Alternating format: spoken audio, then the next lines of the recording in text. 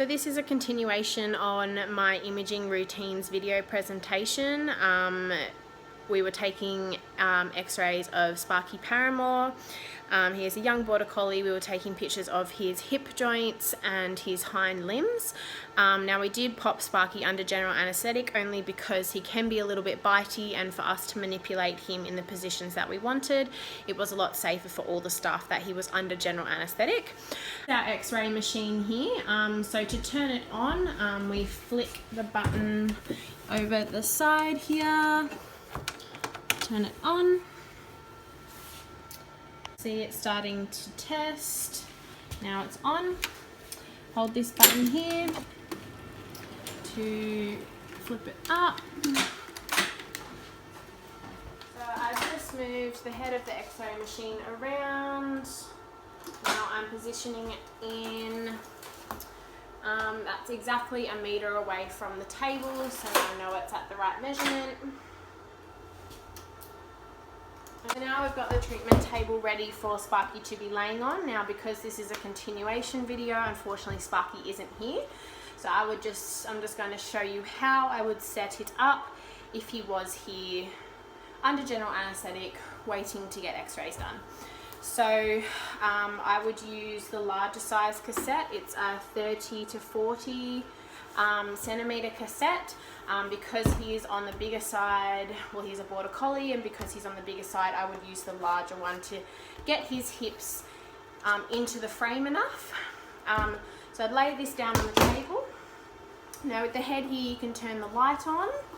By pressing this button here, it will turn the light on that will radiate onto the cassette. Now we can see it's a little bit skewy. So I just move the head a little bit to put it in line. Moving these dials here will move the screen, and I would set it up to be like that. So you want it to all be in line. Pressing this button again to turn it on. You want it to all be in line. So that you get the full width of the cassette, especially for the hips and the lateral, because he's a bigger dog, will need a bigger space. So making sure that the screen is completely covering the cassette so that you're using all of the space. Because this is a continuation video and unfortunately I don't have Sparky here with me, I can't show you the measurements that we would have taken on him.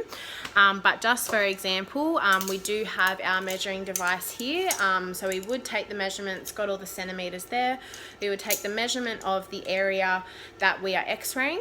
So for example, on this little stuffed toy here, we're taking an abdo measurement. So we would see that the measurement is going to be 12 centimetres. So back on our measurement grids, we've got the large plate using grid. So the measurement would be for abdo spine. We've got 50, and for the MAS it would be 10. So just on these buttons here, KVP we've got at 50 and the MAS would be at 10. So then from then we would take a photo.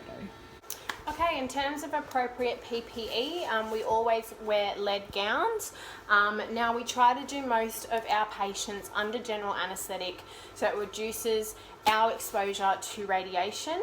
So more than likely we would put them under anaesthetic or a light sedation, maybe just induce them into Alfax for 5 to 10 minutes while we take the radiographs, and that way we don't need to be in the room with the patient and it reduces the amount of radiation exposure we have.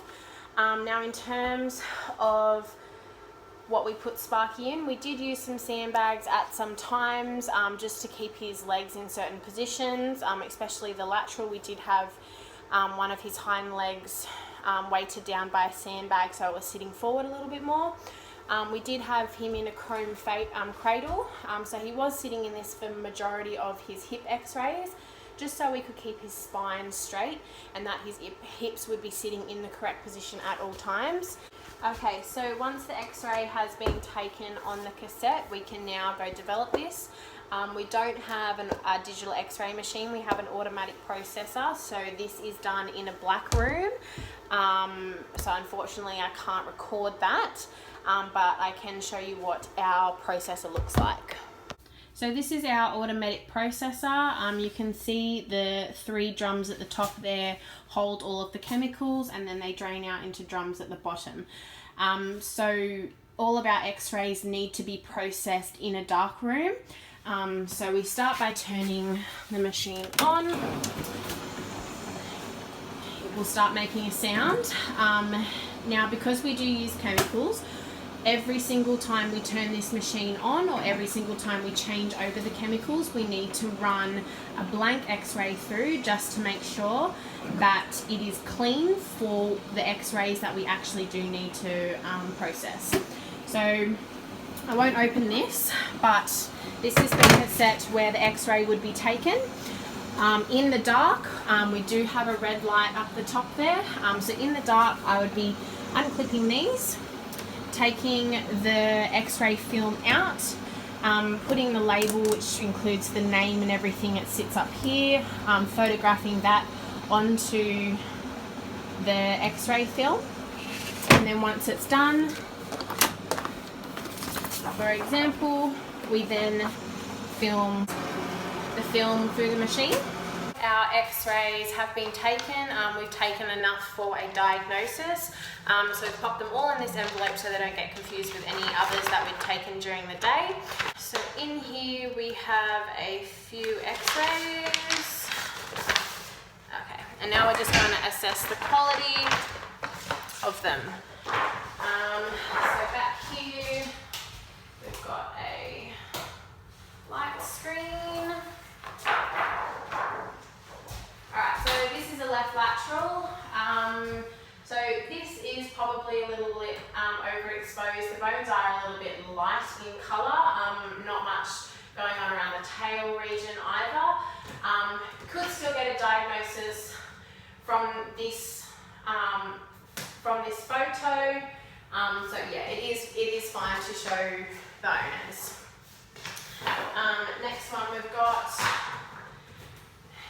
is a VD. It's really hard to see on the camera, but this one is actually, the exposure on this one is really good, so this is a proper diagnosis.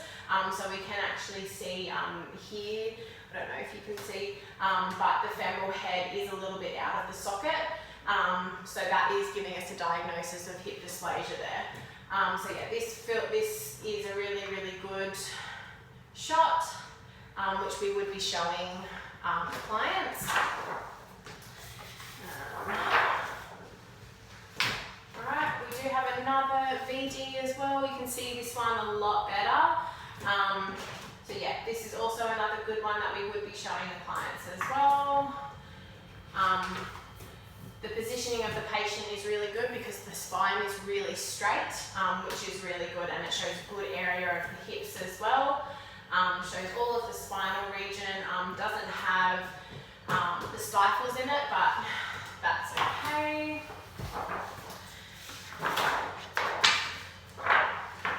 Next one. Alright, so we have another left lateral. This is more of the abdomen instead of the hips.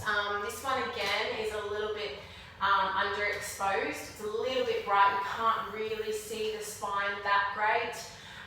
Can see most of the abdomen though. You can see all the small and large intestines, which is really good. Okay, so we've got another VD here. Now this is obviously a mistake one. This is one that we've had to retake because you cannot see, everything is too overexposed. It's way too dark. You can't really get a diagnosis of the hips of this picture. So that's why we've taken the other ones, because you can't see that one properly. Okay, great. This one's a little bit too underexposed. It's really too light. I mean, you can definitely see the hips. He is frog-legged in this position as well, so he has his legs coming up this way instead of coming down straight. The bottom is cut off quite a bit. You can still see the hips really well, but again, this probably isn't one that we would show clients. Again, the spine is really straight because he was sitting in that cradle, so really good that we used that. But this would be another one that we would take another picture of again.